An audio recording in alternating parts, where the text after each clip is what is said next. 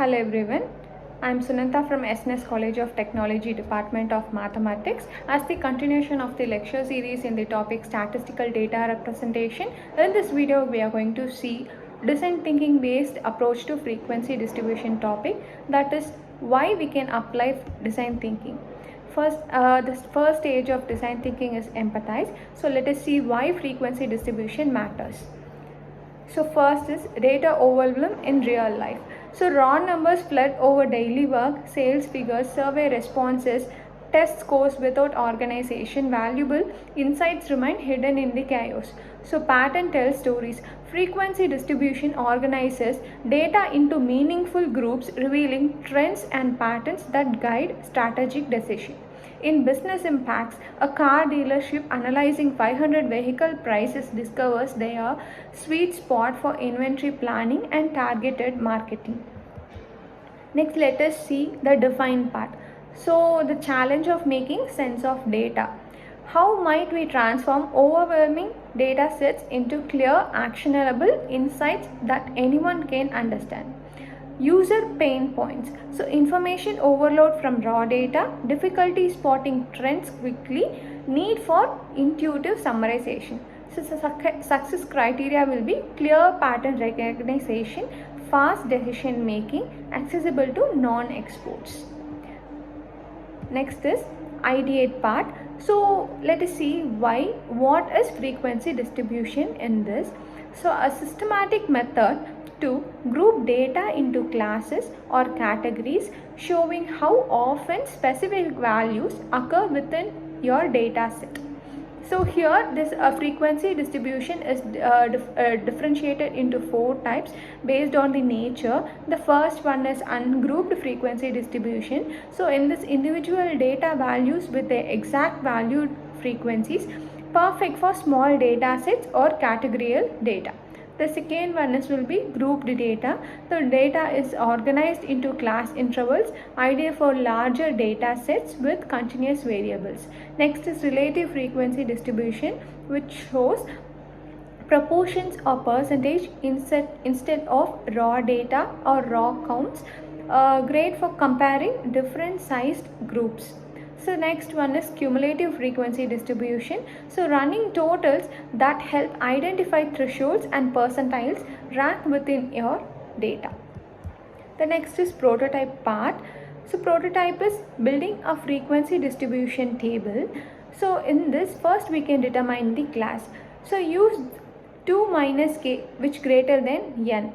Rule to find optional number of classes for your data set size. The next one is calculate width, the class interval width, that is maximum minus minimum divided by number of classes. The next one is setting boundaries. So define clear class limits, ensuring no gaps or overlaps between two intervals. Next is tally and count. Sort data points into classes and count frequencies for each interval. The next is real example. Let us see one example. So analyzing 80 vehicle prices. So it is differentiated to 7 classes. So 2 start equal to 8, which is greater than 80. Next is rupees $3,000 interval with. Next range is $15,000 to $36,000. The next is visualize. So visualize is the graphical representation.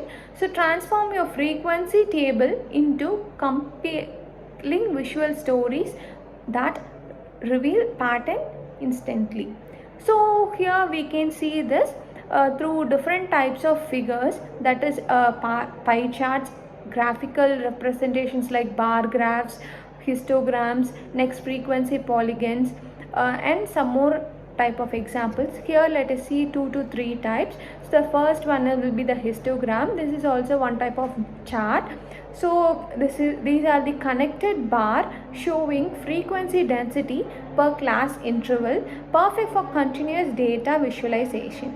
Next one is frequency polygon. So line graphs connecting class midpoints, excellent for comparing multiple distributions.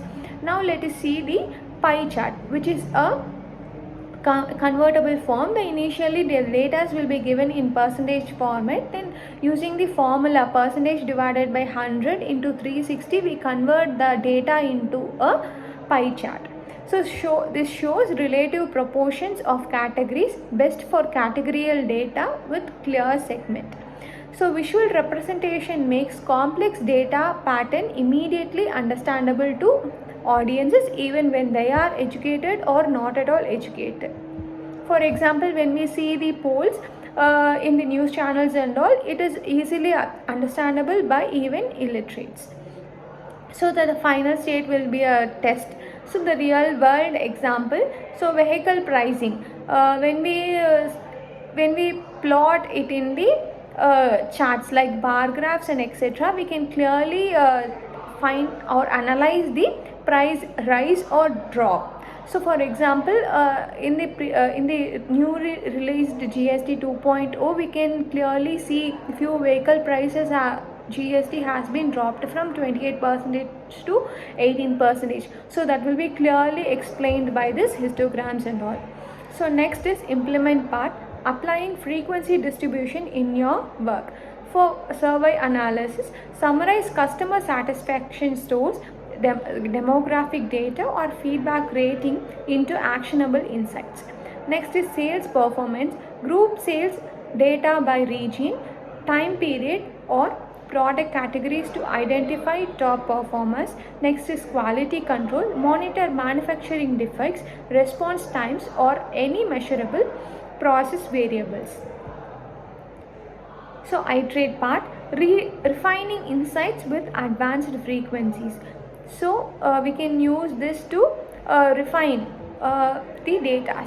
So conclusion, so why design thinking unlocks, why to use design thinking? Design thinking unlocks data clarity. Here are the steps. So empathize, define, ideate, prototype, next visualize, and this part is called testing. So the frequency distribution transform overwhelming raw data into powerful actionable stories that drive informations clearly, and it is used to take decisions clearly. Thank you.